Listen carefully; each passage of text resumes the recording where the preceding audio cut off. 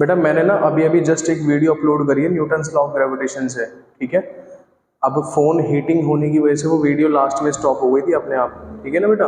तो उससे आगे कंटिन्यू करते हैं। पॉइंट नंबर 6 पे हम डिस्कशन कर रहे थे कि ये जो यूनिवर्सल लॉ ऑफ ग्रेविटेशन होता है ये हैवी मासेस के लिए होता है। हैवी मासेस के लिए क्या मतलब होता है, देखो अभी पहले मैं इसको रब कर देता हूँ, देखो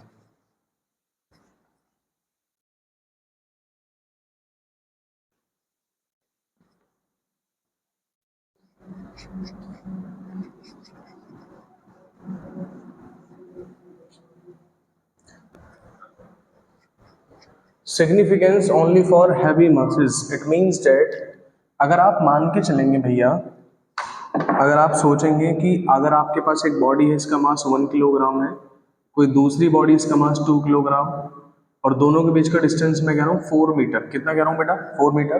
या 4 मीटर की जगह मैंने आपको 1 मीटर बोल दिया, मैंने आपसे कहा बताओ कितना फोर्स लगेगा, तो आप क्या करेंगे, F is equal to G m1m2/r²। तो जी कितना 6.67 इंटू 10⁻⁻11। पहली बॉडी मास कितना 1 किलोग्राम, दूसरी का 2, डिस्टेंस दोनों के बीच में क्या है 1। तो जब आप इसे सॉल्व करोगे तो 6.67 देख 2 की 1 से करोगे 2 आएगा, अपॉन में तो 1 है कुछ फर्क नहीं पड़ेगा, तो इस 2 की मल्टीप्लाई से करो, 2 7 जा 14, 2 6 जा 12 13, 2 6 12 13 13.34 इंटू 10⁻⁻4 11 न्यूटन।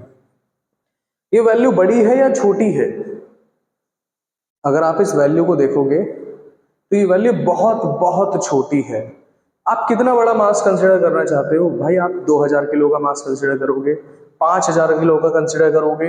ये पावर ग्रेविटेशनल कांस्टेंट में 6.67 इंटू 10⁻⁻11 है। ये क्या है बेटा, -11। ये बहुत छोटी वैल्यू है, और जब बहुत छोटी वैल्यू किसी बड़े नंबर से भी मल्टीप्लाई करते हैं तो वो भी छोटा हो जाता है। तो इसलिए ये वाली जो फोर्स होती है ग्रेविटेशनल फोर्स, ये बहुत बड़े बड़े ऑब्जेक्ट्स के साथ होती है। जैसे मैं बात करूं आपसे, कोई अर्थ हो गया, अर्थ और सन के बीच में अर्थ का एक मास होता है 6 इंटू 10⁻24, तो 10⁻24 है ना, तो 10⁻24 की -11 से करोगे तो क्या बचेगा 13।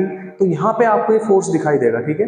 तो जो फोर्स होती है बहुत बड़े बड़े बॉडीज के लिए होती है, ये सिग्निफिकेंस इसका बहुत बड़ी बड़ी बॉडीज के लिए, ठीक है। चलो आगे करते हैं, देख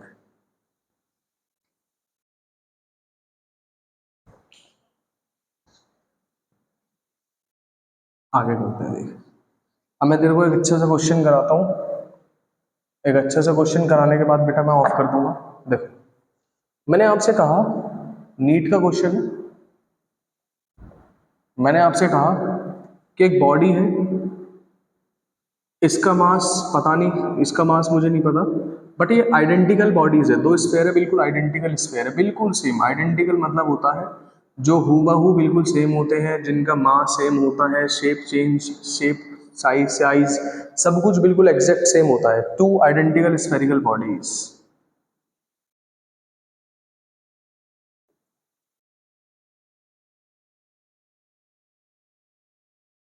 और मैंने कहा कि इन दोनों के बीच में मुझे नहीं पता इन बॉडीज का मास क्या है, डेंसिटी कुछ भी नहीं पता, बस ये पता है एक बॉडी एरिया, एक बॉडी एरिया, स्फेरिकल बॉडीज, इसका रेडियस आर, इसका रेडियस आर। तो इन दोनों के बीच में जो लगने वाला फोर्स होगा, ऑप्शन नंबर ए, वो डायरेक्टली प्रोपोर्शनल होगा आर स्क्वायर के, इनवर्सली प्रोपोर्शनल होगा 1/r², directly proportional F R की पावर 4, और इनवर्सली प्रोपोर्शनल आर की पावर 4, ठीक है। तो हमें चेक करना है, ठीक है ना। तो हम क्या करेंगे, देख हम कैसे करेंगे। हमने क्या कहा, हमने माना कि लेट इस बॉडी का मास m और इस बॉडी का मास भी क्या है m, इसकी डेंसिटी रो और इसकी डेंसिटी भी क्या है रो। भाई अगर बॉडी बिल्कुल आइडेंटिकल है, शेप साइज मटेरियल सब चीज में सेम है, तो इसका मास जो होगा वो इसका मास होगा, जो इसकी डेंसिटी होगी वो इसकी डेंसिटी होगी, और ये रेडियस आर है तो ये भी रेडियस कितना है r। तो हम ये जानते हैं सॉल्यूशन। देख डेंसिटी किसके इक्वल होती है, density equal to mass upon volume. तो यहाँ से भाई मास कितना हुआ, डेंसिटी इंटू वॉल्यूम। अब क्योंकि स्फेरिकल बॉडी है, स्फेयर का वॉल्यूम क्या होता है 4/3 पाई r³। तो यानी मास कितना हुआ, m is equal to 4/3 pi rho r³। ये क्या है बेटा, मास। अब हम जानते हैं कि भाई फोर्स का फॉर्मूला क्या होता है, F is equal to G m1 m2। देख इसका मास भी m, इसका मास भी m, तो मास की मास से करूंगा तो m स्क्वायर हो जाएगा, और m की वैल्यू क्या है ये, तो 4/3 पाई रो आर क्यूब पूरे का स्क्वायर अपॉन दोनों के बीच में सेंटर का डिस्टेंस कितना हुआ भाई, यहाँ से यहाँ तक आर, यहाँ से यहाँ आर, तो दोनों के सेंटर के बीच का डिस्टेंस कितना 2r, तो होल स्क्वायर किया तो f इज इक्वल टू जी, एक 4 का स्क्वायर करूंगा तो क्या आएगा 16, पाई का करूंगा पाई स्क्वायर, रो स्क्वायर जी, और देख r 3 2 जा 6 अपॉन 2 का स्क्वायर 4, आर स्क्वायर से ये कट गया तो f इज इक्वल टू 4 1 जा 4 4 जा 16, तो 4 pi square rho square G R की पावर 4।